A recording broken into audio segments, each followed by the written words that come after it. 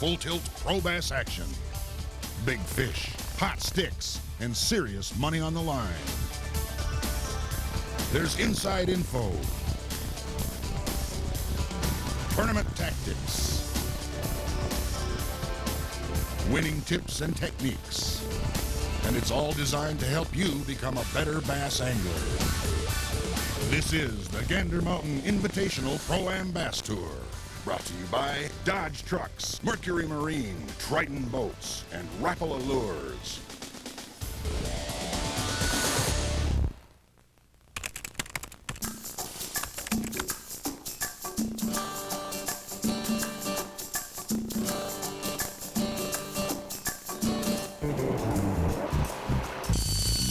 Summer peak on the Whitefish chain. Not only for the bass, but for the boaters. And both are virtually everywhere. As one of Minnesota's most popular tourist destinations, Whitefish is teeming with traffic in midsummer. Skiers, cruisers, pontooners, and partiers, all drawn to the chain to drink in the beauty of this North Country gem.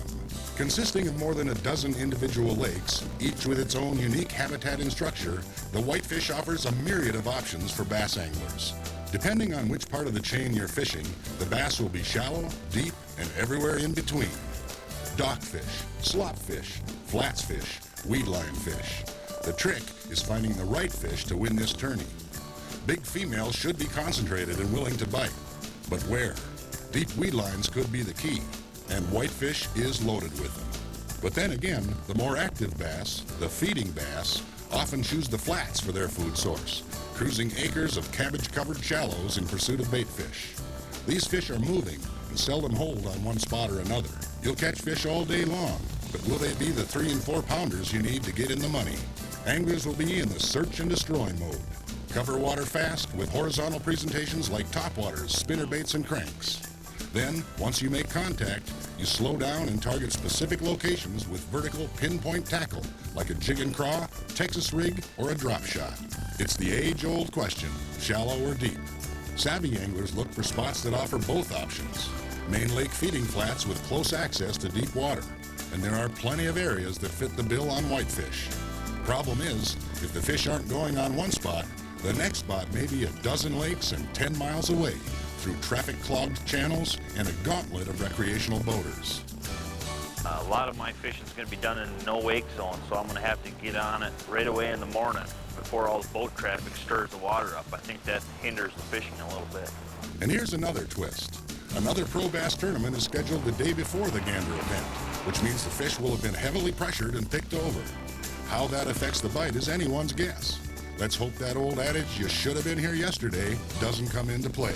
You know, we're hoping is a lot of the guys are going to not fish their good water, and you know, so the stuff will be left there for the Sunday tournament. It's another big challenge for the Gander pros as they wind down to the season championship later this month. Stick around. We'll be back to get in on some pre-fish strategies for the Whitefish chain right after this on the Gander Mountain Invitational Pro-Am Bass Tour. Any way you want, and it's like if you're a shallow water fisherman, you can fish docks and lily pads and cabbage, and if you're a mid-range guy and you want to flip a jig, I mean, the jig guy can catch fish. The weed line, say majority of the fish are caught on the weed lines. It caters to just pretty much all types of fishing and all fishermen.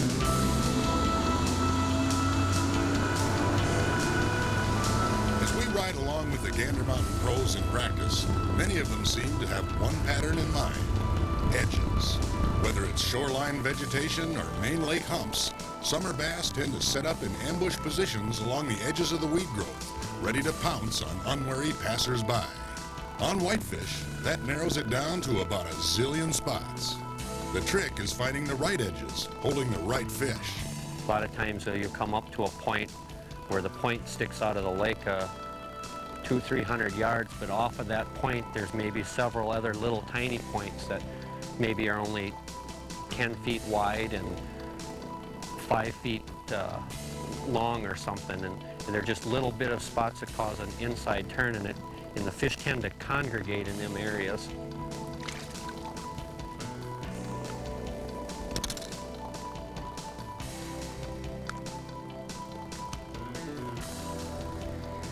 But keeper. Another real deadly way to fish, and especially if it's calm out. I mean, I'm still fishing this on the weed line, so the bait's still in 12 to 15 feet of water, but just hooking a worm right through the middle called wacky style, and then just let it float to the bottom. In summer, bait fish tend to school and suspend in deep water, ever on the move in search of the tiny bugs and plankton they feed on. And where do they live? In the weeds. So if you were a big hungry bass, you'd probably want to find a spot where huge schools of bait fish swim by on a pretty regular basis. Deep water weed lines.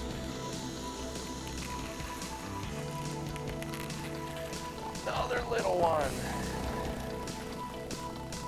Hey, look at that. They're everywhere here in the whitefish chain. Never fished this spot. Pulled up to it. There we go. I just look for basically points, inside turns, but one key thing, they've got to have some harder bottom to it. Either rock, very hard, a sand type, and some nice weeds, some coontail. You get some nice beds of coontail out here that these bigger fish typically, relate to. But another big fish spot is cabbage. If you find cabbage with coontail, deeper weeds, you got some bigger fish there. You can't see deep water weed lines. Anglers will have to use their electronics, their experience, their savvy, and their skill to weed out the winning fish, to find the spot on the spot. Cuts, points, pockets, places the big fish live. And then they've got to get them to bite. I guess when I was about 2 years old, I've been brought up in a boat fishing outside weed lines and inside weed lines with my dad. With a 6-inch culprit worm and about an 8-ounce mushroom head jig. I guess that's my favorite way to fish because that's how I was brought up. Sometimes I'll throw on a pig and jig and try and get some bigger fish. But that's my favorite way to fish. Get on the outside of them weeds and read the flasher, and hopefully my FL10 will keep me right there.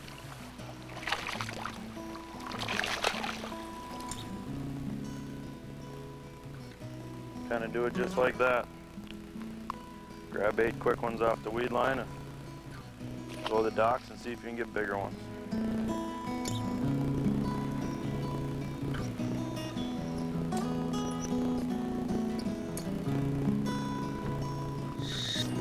Another decent fish, solid, 2 pounds.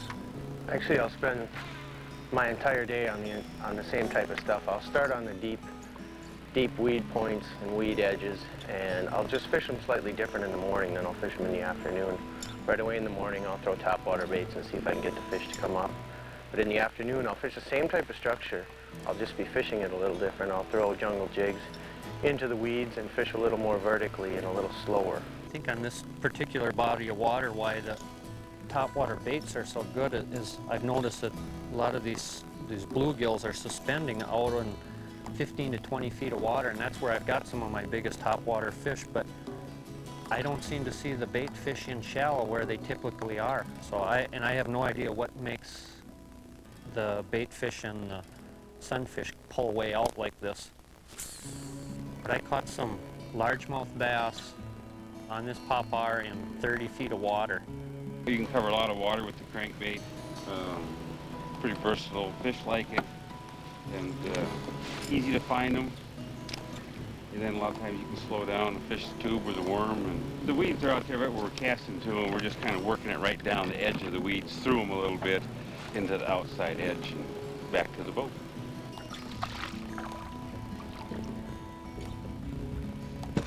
Just had to get in the right area down here this morning. So it seems deep weeds are the key.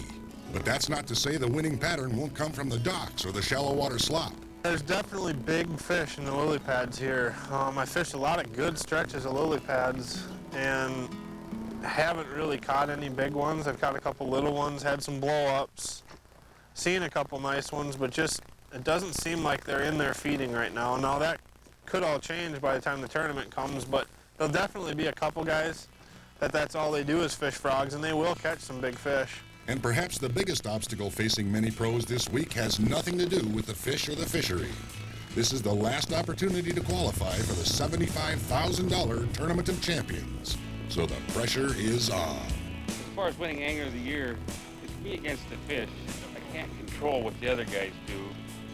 All I can do is go out here and try to figure out the patterns, try to make the right presentations, and let it be what it'll be. Being in the Angler of the Year race could affect my strategy in many ways. I would guess on this lake it's not really going to affect my strategy. I'm only in the lead right now by 1 point, so I really need to fish to win. The only way I can guarantee that I'm going to win Angler of the Year is by winning this tournament. It's not something that you get a chance to do very often, being the most consistent Angler of the Year. I know guys who've been fishing this circuit for 30 years or fishing bass circuits similar to this for 30 years and never even been in this opportunity or had this opportunity. I just feel real fortunate, and the guys that I'm going against it, I mean, fishing against my best friend for Angler of the Year, it's kind of a fun side deal too. It would be tough to come up with a more exciting script, but on the tournament stage, bass are notorious for throwing in an occasional ad lib. We'll see how it all plays out when we come back for Tournament Day on the Gander Mountain Invitational Pro-Am Bass Tour.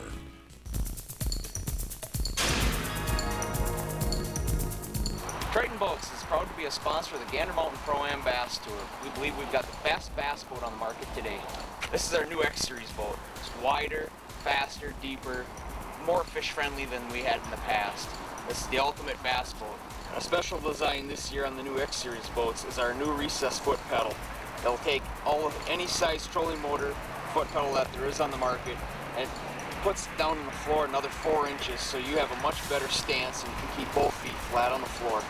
New on the X-Series this year is our new dashes, our cockpit area. Plenty of room for a big guy to get in here. Multi-function with your fuel and trim gauge in with them. They also come with your water pressure gauge and a bolt meter, so you can have total control of what's going on in the boat.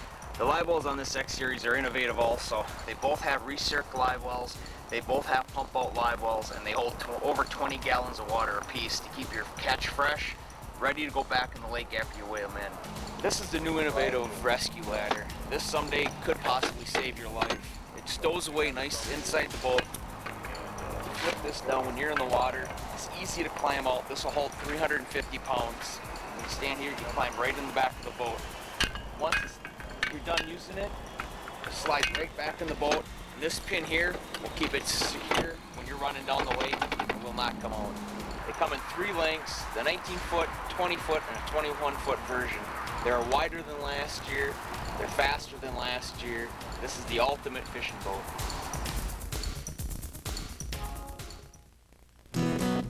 A day of finales dawns cool and mirror calm in northern Minnesota. For over 100 of the best bass anglers in the upper Midwest, the wait is over. The patterns are defined and the presentations polished. All that's left to do is make sure the knots are strong and the hooks razor sharp. The tension is obvious as the Pro-Am teams idle toward the foam-churning blast-off. So much is riding on a single day of fishing.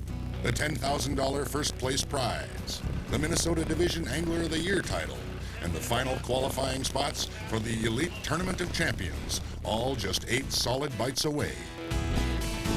We start our tournament day tour with Jeremy Keel, who's working a mid-lake weed hump and working over a school of smaller fish. But there are a few solid keepers mixed in, making it tough to pull up stakes. Angler of the Year leader Chad Johnson's day is off to a difficult start, and it has nothing to do with the fish. We're here watching Chad Johnson. He's getting ready to leave. He was boat 90 out. He didn't get on a spot. Gentleman's got his marker out here on the spot Chad wanted to fish. Couldn't get on. He's got 4 small fish in the boat. He's going to go try another spot quick, and then he's going to go jig worm fish and see if he can get the rest of his limit. That's what happens when you get a late boat number. Sometimes you don't get the sweet spot. But sometimes the grass is greener on the other side of the lake, and Johnson quickly sticks a nice keeper on spot number 2. As expected, the deep weed lines are paying dividends. Corey Gutenfeller is already upgrading his limit off the deep weeds. And Fox Lake champion Grant Miller has a solid weed edge bite working. Shane Raveling is working deep weeds as well, but rather than going in after them, Raveling is bringing the bass to his bait with topwaters. Watching Shane Raveling here and his co-angler Jim Pinky, they're fishing a main lake flat. They're fishing topwater baits. So far, they're the only guys that have a limit. It's about 8:45 or 8:45. So they've had a limit, they say, for an hour. So they're going to be calling up, and they're kind of ahead of the game on some of these other guys. In Cross Lake, Steve Sandberg is sharing a mid-lake weed flat with Larry Wittig. They're working the same fish on the same structure, but while things are quiet in Wittig's boat, Sandberg has figured out how to make them bite.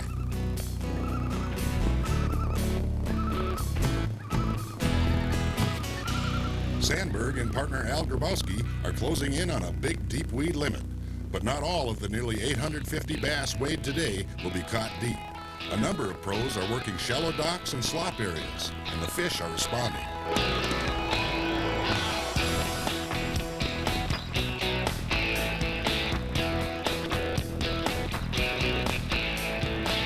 Back on the deep weed edge in Upper Whitefish, we find Steve Quinn. Quinn is showing us what can happen when you zero in on the spot on the spot. A limit can come pretty quick.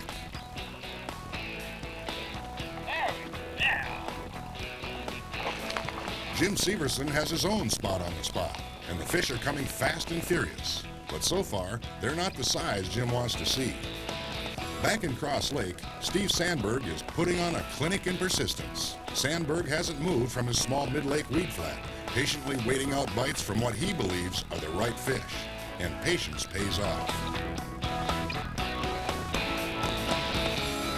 Will the deep bass tip the Gander Mountain scales, or will the $10,000 whitefish mother load come from some secret shallow sanctuary? We'll find out when we come back on the Gander Mountain Invitational Pro-Am Bass Tour. It's time for the final tally. Tense anglers unload a day's work. Some wonder if they have enough to take home the Whitefish Trophy. Others are taking a shot at the prestigious title of Angler of the Year, while more just hope they weigh enough to qualify for the Elite Tournament of Champions. Limits are plentiful and weights are tight. Big fish are at a premium, but Brad Leiferman found one. This 4.36-pound monster wins the Big Fish prize and locks up a championship invitation for Leiferman. Brad Leitner weighs early and is the first to break the 20-pound barrier. 2023, here's your leader. Let's hear it for him. Mr. Leitner got him good. Down at the dock, Dave Scallett unloads a solid bag. While back on stage, Brian Krause gets the verdict on his day. $15.90, not bad job. Krause is still on the bubble for the championship, and he'll have a painful wait to see if he's earned an invitation. Scallett is next. Ooh. 21.30. 21.30. Is that official, unofficial lead? 21.30, Dave Scallett. So now he's the best dressed angler in the state, and now he's got the lead at Whitefish for 10 grand. But the lead will be short-lived as Steve Sandberg lifts his weed flat fish to the scale. 22.86. 22.86, and now Dave just lost 10, went to 5, you went to 10. Do you like that number? Hey, I ended up with 5. I'm going to talk. I'll take 10. Oh, all right. But Sandberg doesn't have that 10 grand in the bank just yet, and past Whitefish champ Dean Capra has the kind of bag that'll make a leader sweat. 1978. Capra comes up short, but a 6th place finish will ensure a spot in the Tournament of Champions. Jerry Curtis is next to challenge Sandberg. 1972 might be enough to get you there. We had some guys dropping back. Curtis will settle for 5th. Finally, it comes down to Travis Peterson. What do you got for these guys? Ooh, he's hammering each other. He likes to weight. What do you got? 20.69. Good weight. A solid weight, but not quite enough. Peterson will finish 3rd, making Steve Sandberg the Gander Mountain Invitational Pro-Am Bass Tour Whitefish Chain champion. Al and I had a great day today out on the Whitefish chain. We were able to find some fish that some other anglers weren't fishing, and we caught them on the Creature lure by all-terrain tackle. And we caught a lot of our keeper fish today, actually, on a Selmo crankbait, which we're able to tick the tops of the weeds to get some reaction strikes out of those fish. That's what really put us over the top and allowed us to have a good day today. Another winning lesson is keyed by patience and diversity. Sandberg knew the fish he needed were on one specific spot, and showing those fish a diverse combination of a flashy reaction lure followed by a slow, subtle bait was the key to putting the winning fish in the boat. Congratulations, Steve, on a super tournament and a super season. In the race for the coveted Angler of the Year title, Chad Johnson caps a consistently solid season with a top 15 finish here on Whitefish and claims the crown as Minnesota Division Angler of the Year. Over in Wisconsin, Todd Coombe took home the $10,000 top prize on Long Lake in the final qualifying event of the season. And in the Angler of the Year race, Jason Slagstad outpaced Dan Elsner and Brian Brown to win top honors in the Wisconsin division.